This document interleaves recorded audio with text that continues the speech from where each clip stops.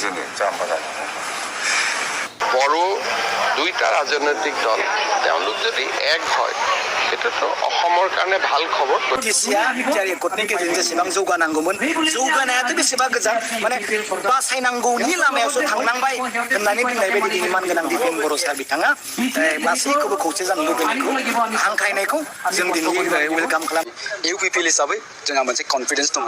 गाबोननि दिनाव जुदि बिसायख'थि जायोब्ला 26+ सिटआवहाय इउपिपिएलआ देरहानो थांगासिनो दं बेयो रोखा नोंथांमोना लिरना लाबानो जाबाय जोङो 20टा दा जुदि 40टा समष्टि बेखौ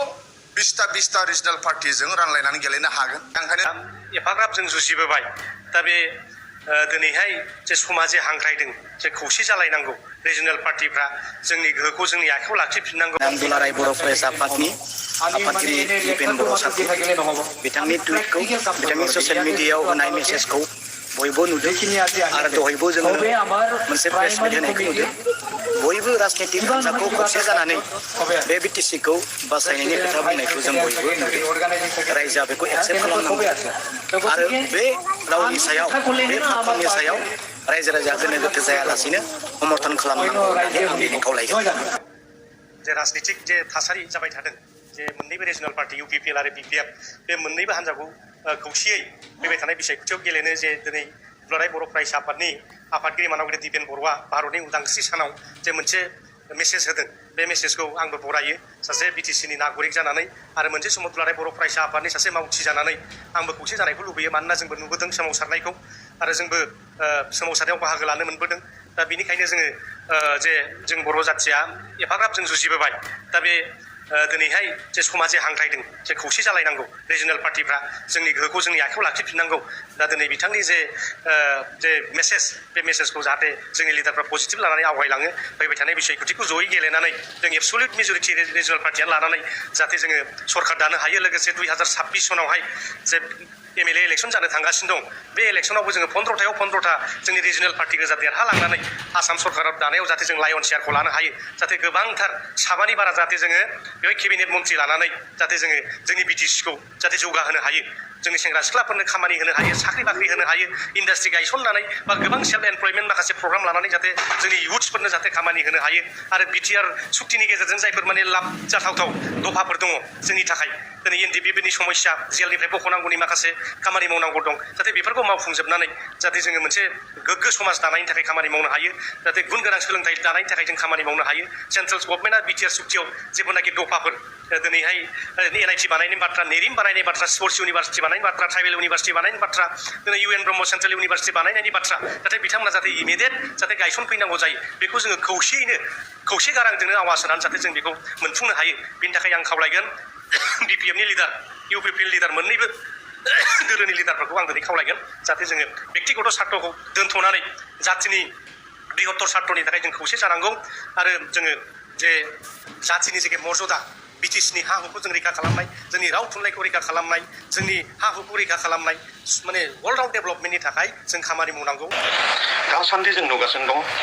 प्रेस मिडियायाव रायजो राजाफ्रा सावरायदों जोंनि बिटिसि हालामनि मोननै पलिटिकेल हान्जा बिपिएफ आरो इउपिपिएलखौ खौसे जानानै लुबैदों लोगोसे प्रेस मिडियायाव जोंनि माखासे गोबां दैदेनगिरिफ्राबो बिबुंथि लाखिदों दिपेन बर' बिथां एबसुनि आफादगिरि बिथाङा मोजां कमेन्ट होलांदों लोगोसे बिक्रम दैमारि बिथाङाबो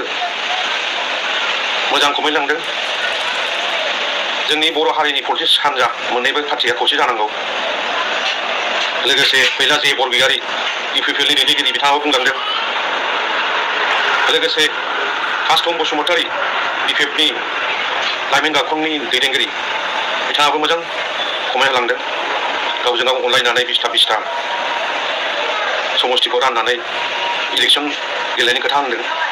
बिथांमोननिसिम गोसो गोरबोनिफ्राय साबायखर बावनाय थाबाय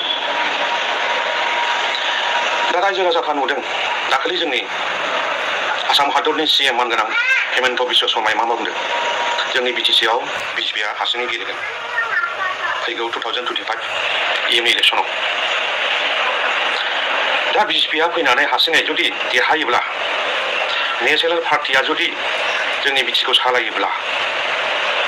जोंनि ट्राइबेल बा बर' माहारिनि गांनाय उखैनाय जोंनि सिन्थाधारा बिसोरजों मिलायनाय नङा बेनिखायनो जोंनि मोननै रिजनेल पार्टिया खौसे जानांगौ ओरैनो खुगाजों खुगा सावरायलायनायल' जाया जोंनि माखासे दैदेनगिरियाल' बुंदों जों रायजो राजा बुंदों नाथायब्ला जोंनि बिपिएफनि मानगोनां आफादगिरि हाग्रामा महिलारि आरो मानगोनां बिटिसिनि सिएम इउपिपिएलनि दैदेनगिरि बिथांमोननि खुगानिफ्राय दासिमबो जों खोनानो मोनाखै आसा खालामगोन बिथांमोना जोंनि रायजो राजानि लुबैनाय माखासे दैदेनगिरिफोरनि लुबैनाय बिथांमोना सावरायनानै मोजां थिरांथा लायो आरो जोंनि इयुन जोलैखौ मोजाङै दैदेनलाङो গতিকে সেইটোত আমি আদৰণীয় জনাম বিজেপিক ক্ষতি নকৰে কাৰণ বিজেপিয়ে সদায় সকলোৰে লগত মিত্ৰতা কৰি চলে আৰু তেওঁলোক দুইটা দল একেলগ হ'লে সেইটো অসমৰ কাৰণে ভাল খবৰ আমি বিদ্যাৰত সদায় আমি অকলে থাকোঁ এইটো নতুন নিউজ নহয় লোকসভা আৰু বিধানসভাত আমি ইউপিপিএলক ছাপোৰ্ট কৰোঁ আৰু যেতিয়া বিটিচিৰ ইলেকশ্যন হয় তেতিয়া আমি বন্ধুত্বপূৰ্ণভাৱে আমি ইলেকশ্যন খেলোঁ এইটোতো আজি নহয় এইটো যোৱা বছৰো তেনেকুৱাই হৈছে এইটোতো কোনো নিউজ নহয়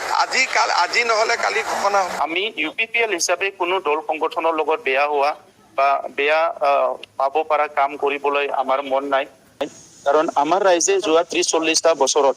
বিভিন্ন কাৰণত কেতিয়াবা ৰাজনীতিক কিবা এটা ভুল সিদ্ধান্ত কেতিয়াবা সামাজিক অস্থিৰতা বিভিন্ন কাৰণত যোৱা 30-40টা বছৰ ৰাইজে বহুত কষ্ট পাব লগা হৈছে কিন্তু ৰাজনীতিত এইবিলাক থাকে মানে ৰাজনীতিত সদায় সব দলে নিজৰ দলক শক্তিশালী কৰিবৰ কাৰণে নিজে ক্ষমতাত থাকিবৰ কাৰণে কাম কৰে গতিকে সেইটো নতুন কথা নহয় তেনেকা কথাবিলাক চলে কিন্তু ৰাজনীতিত এইবিলাক থাকে মানে ৰাজনীতিত সদায় সব দলে নিজৰ দলক শক্তিশালী কৰিবৰ কাৰণে নিজে ক্ষমতাত থাকিবৰ কাৰণে কাম কৰে গতিকে সেইটো নতুন কথা নহয় তেনেকা কথাবিলাক চলে কিন্তু ভিতৰত যেটো এজেন্ডা ज' जानायनि खोथाखौ सिन्था खालामो बिथांमोननि थाखाय ज' जानायखौनो मोजां मोनो किन्तु प्रेक्टिकेल पलिटिकेल फिल्डआव जोङो बेखौ बेसेबांखिनि मावफुंनो हायो बेसो गिदिर बाथ्राया स' दिनैनि दिनावहाय पार्सनेलि जुदि आंबो बुङोब्ला जोङो खौसे जानानै खामानि मावनो नांगौ किन्तु पलिटिकेल लेभेलाव बेखिनि खोथाखौ बुंनो थाङोब्लाथाय एसे दद थाहैयो आं बेखौ सानो आरोखि किन्तु बेक्तिगत हिसाबै जोंबो बयबो खौसे जानानै खामानि मावनायखौ लुबैयो